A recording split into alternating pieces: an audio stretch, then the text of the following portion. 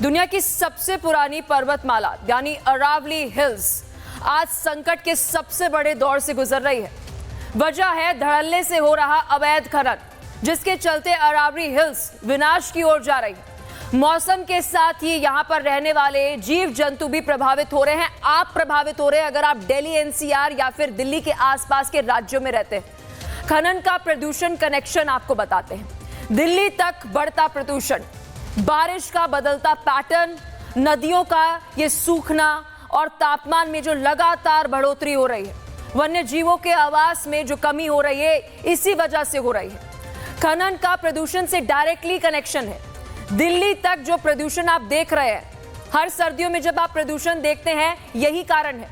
और इसी वजह से जिस अरावली हिल्स का हम जिक्र कर रहे हैं, उसी वजह से जो खनन हो रहा है और खनन की वजह से जो डायरेक्टली एनवायरनमेंट पे क्लाइमेट चेंज जिसको आप बार बार जिक्र करते हैं, इस वजह से ये पैटर्न जो है वो बदल रहा है।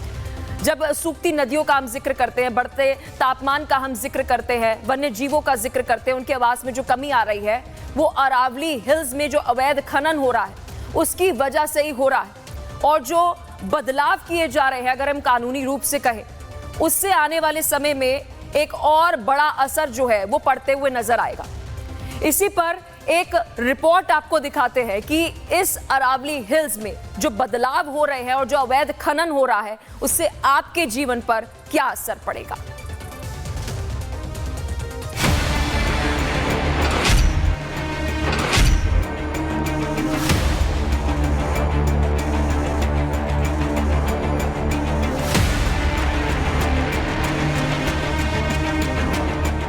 धरातल पर कुछ नई ऑर्डर की भी पालना की अवहेलना कर रहे हैं।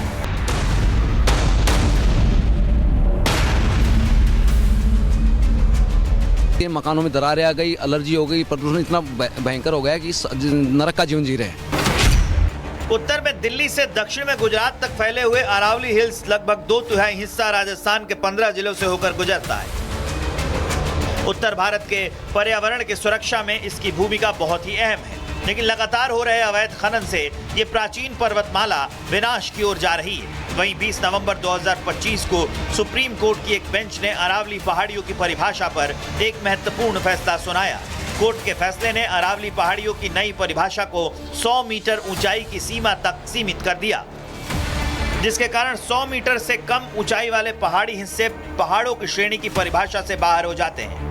अब स्थानीय लोगों को डर है कि इससे अरावली का बहुत बड़ा हिस्सा कानूनी संरक्षण से बाहर हो जाएगा, जिससे खनन का रास्ता खुल जाएगा। वहीं स्थानीय लोगों की जुबानी सुनिए किस तरह रात दिन अवैध खनन चल रहा है, लेकिन प्रशासन के कानों में जू तक नहीं रेंग रही है।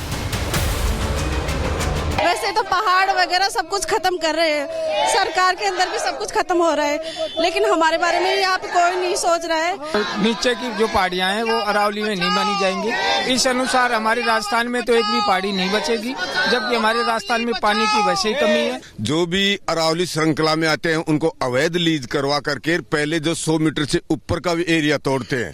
जब तक रिपोर्ट पे एक्शन होता है तब तक पहाड़ को अरावली श्रृंखला से बाहर कर देते हैं। ये तोड़ करके 100 मीटर से नीचे कर लेते हैं उसको। खनन माफिया द्वारा खुला उल्लंघन किया जा रहा है और खुला उल्लंघन करके हमारे जो जमीन, पहाड़, पर्वत और जंगल, उन सबको समाप्त करने की ओर प्रयास किए जा रहे हैं। वहीं अरावली हिल्स के महत्व की अगर बात करें तो अरावली पर्वतमाला थार रेगिस्तान को पूर्वी राजस्थान, पश्चिमी उत्तर प्रदेश, हरियाणा और दिल्ली एनसीआर की तरफ बढ़ने से रोकती है। ये पर्वतमाला करीब 20 करोड़ साल पुरानी है।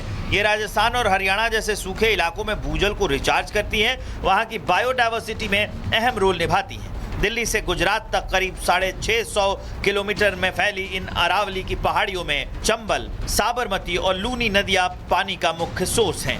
इन पहाड़ियों में लेड, जिंक, कॉपर, सोने के साथ सैंडस्टोन, लाइमस्टोन, मार्बल, ग्रेनाइट भी मिलते हैं। हालांकि पिछले कुछ दशकों में अत्यधिक खनन ने जंगलों को गंभीर नुकसान पहुंचाया है। भूजल स्तर भी कम हो गया है और हवा की गुणवत्ता को खराब किया है।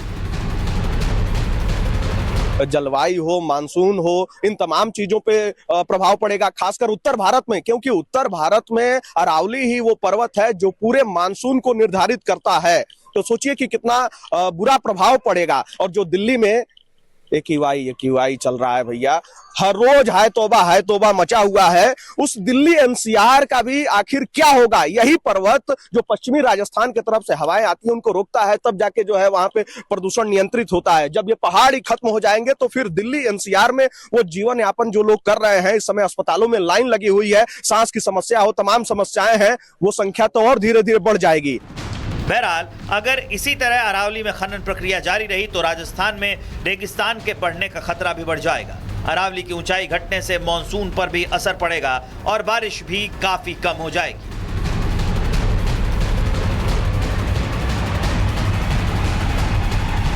Bureau report, Republic Bharat.